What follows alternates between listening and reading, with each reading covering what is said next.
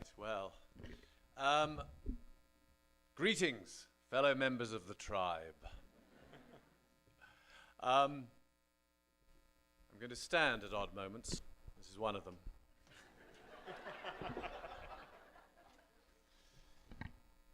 We are the genre novelists. Fiction is our game. We do not write for fortunes. We do not write for fame. We write because we have to. The fire that burns inside, to fly across the galaxies and sail the oceans wide. We stand upon the shoulders of greats who blazed so hot. Donaldson, Wells, and Tolkien, O'Brien, Asimov, Scott. We rub against great shoulders, a fabulous display. Estep, Hyatt, Leslie, and of course, Guy Gavriel Kay.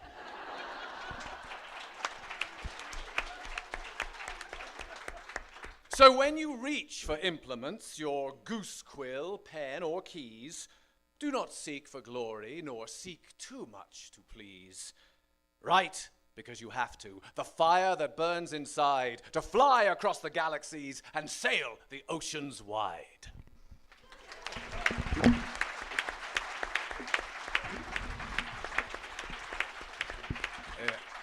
I know what everyone's going to say to me, don't give up your day job. Walter McGonagall is my inspiration, obviously. Ladies and gentlemen, it's an absolute delight to be here amongst my tribe, the genre writers. I'd heard that When Words Collide was a fantastic conference and festival, and I've discovered it to be true already, and I've only been here half the time, so it's amazing.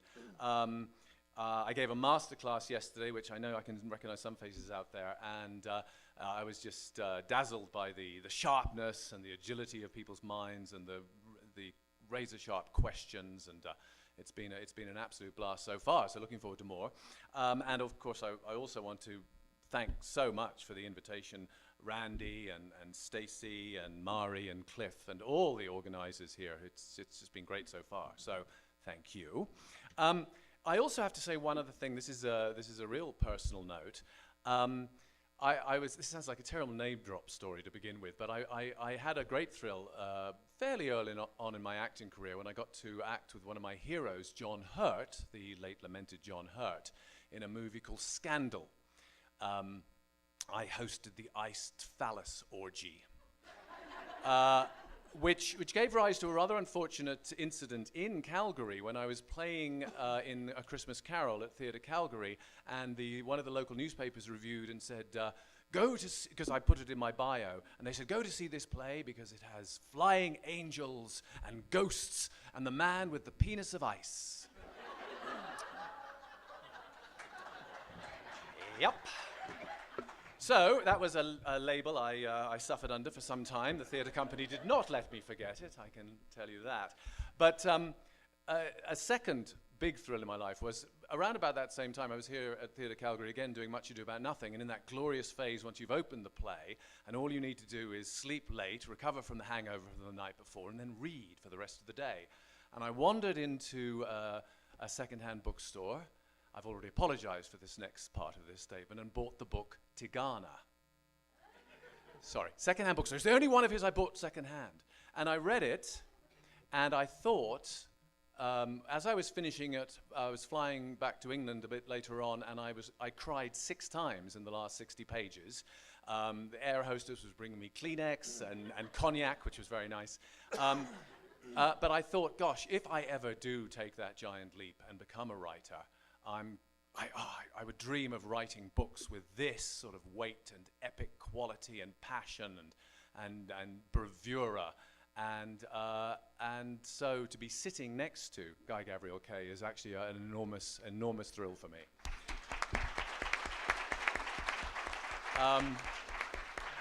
And then I shamelessly exploited the connection, which didn't exist apart from me reading his book, because when I wrote my first book, The French Executioner, I found out Guy's agent was this lady called Anthea Morton Sainer at Curtis Brown in London. I wrote to her and quoted his name in the first sentence of my letter.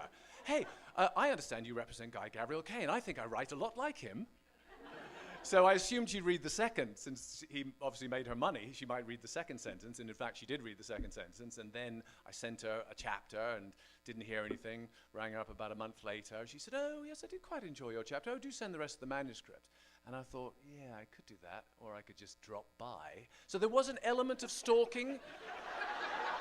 They actually dropped the charges in the end because it couldn't actually be proved. But being an actor, of course, once I dropped by, it was like auditioning, and after 20 minutes of chatting with her, she said, "Okay, I'll take you on," and then bam, it all happened very fast. So doubly I owe Guy a great thanks for that. Now I'm going to talk about something slightly different today because I'd like to talk about an aspect of craft, if I may, because it's something I didn't really get to cover in the masterclass yesterday, and most of you weren't there. Where were you, by the way? So I was thinking of talking about dialogue, because, and even though my examples will be primarily taken from historical fiction, whatever genre we're working in, we're all going to have to try to get our characters talking interestingly and authentically and convincingly to each other in their version of English. Fantasy writers will need to conjure the wordplay of elvish matriarchs. Sci-fi authors may need to create dialogue between sentient rhubarb and Tyrannosaurus androids. I mean, one of you's writing that, I know you are, so don't just laugh. I mean, in my own YA, I've written a couple of YA fantasies for one called The Hunt of the Unicorn and one called The Hunt of the Dragon, and I had to imagine not only how a mythological beast might render the King James Bible as English, but I also ended up with trying to figure out one end of a two-headed snake called the Amphisbaena channeling Eminem and rapping. So there's all sorts of strange, yeah, try that one on a Sunday. So there's lots of challenges. But to go back to my own area of historical fiction, a lot of the choices we face as historical writers are the questions of authenticity and whether to write ye olde dialogue or more colloquial dialogue. And how accurately should we write people who talked in 1600? Do we disregard it completely? Do we allow anachronisms? There's a wonderful author, I've talked about him before this weekend because I'm reading one of his books, The Bone Clocks, but David Mitchell wrote a standalone historical fiction novel called The Thousand Autumns of Jacob de Zoet. It's actually a wonderful book. And he also wrote a very good essay at the end of it where he addresses this topic. And he said that most historical novelists must come up with something he calls bygoneese. Bygoneese. That's the language people speak in the bygone times. They speak bygoneese, which is inaccurate but plausible. And he cites various things like the lest versus in case dilemma, as in eat now in case we don't have time later, which is very 21st century, or eat on the nonce, my boy, lest no later opportunity present itself, which is Blackadder, really, isn't it? I mean, on the nonce. He also has a wonderful example of when things can go terribly wrong, and this is usually in addition to sort of not only wanting to talk some terrible version of period dialogue, but also trying to cram in all your research, which is, shall I bid Jenkins ready the phaeton coach, or might Madam prefer the two-wheeled barouche landau? So what I strive to do, and what I think we all strive for in all the genres we write in, is to look to the number one purpose of any piece of writing, from the macro of a 5-part series to the micro of one sentence. And anyone who's in my masterclass will probably remind me what number one thing to do is. Anyone out there? Yes, well, that as well. But God. You plant stooges in the audience and they come up barren. Sorry. So the number one thing is keep the reader reading. Did you learn nothing? Keep the reader reading. It's the prime directive. Because there's so much choice and distraction these days, right? So ideally our dialogue, like any piece of writing, must entertain and, if possible, do all those other things we like to do, like reveal character and advance plot, and but primarily, keep the reader reading, don't distract. So eat on the nonce, my boy, distracts. Also, if a bored medieval squire is sent to fetch his lordship's stallion and goes, yeah, whatever, it's not going to come across very well, is it? Or that wonderful line from one of those 1950s Hollywood epics where the king jumps up on the walls of the castle and says, "Men of the Middle Ages, advance!" It's true. It actually happens. I think find the movie. It's great. I think bygoneese is a good term for it. Inaccurate but plausible. We are 21st century readers after all, so we're not in plague-ridden London or aboard attack ships on fire off the shoulder of Orion. But we can believe we are if our characters don't distract us with either the over-modern or the over-ye-oldie. So, that's my brief glimpse of craft. But I'd like to conclude with a rallying cry. I'm going to have to come out. I'm coming out. Is that all right? Oh, I'm not wearing any trousers. Oh. No, I am. Okay, so here's what I think. Oh, thank you.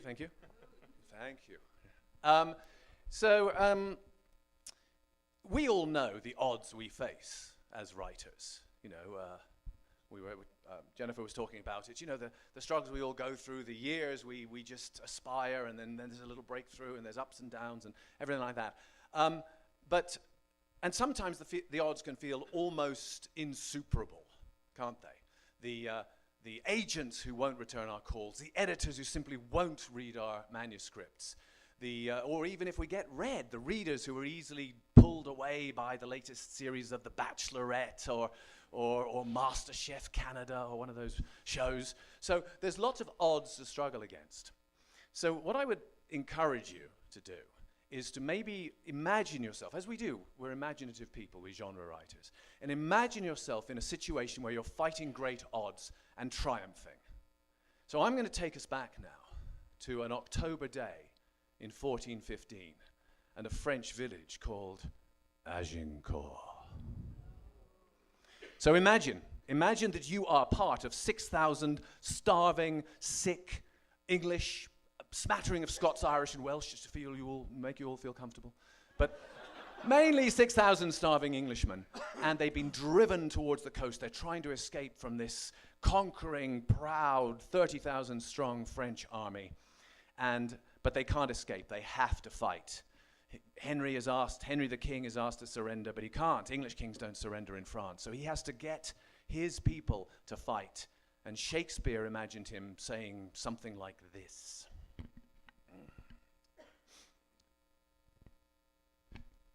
This day is called the Feast of Crispian. He that outlives this day and comes safe home shall stand a tiptoe when this day is named, and rouse him at the name of Crispian. He that shall see this day and live old age will yearly on the vigil feast his neighbors and say, tomorrow is St. Crispian. Then will he strip his sleeve and show his scars and say, tomorrow is St. Crispin's day.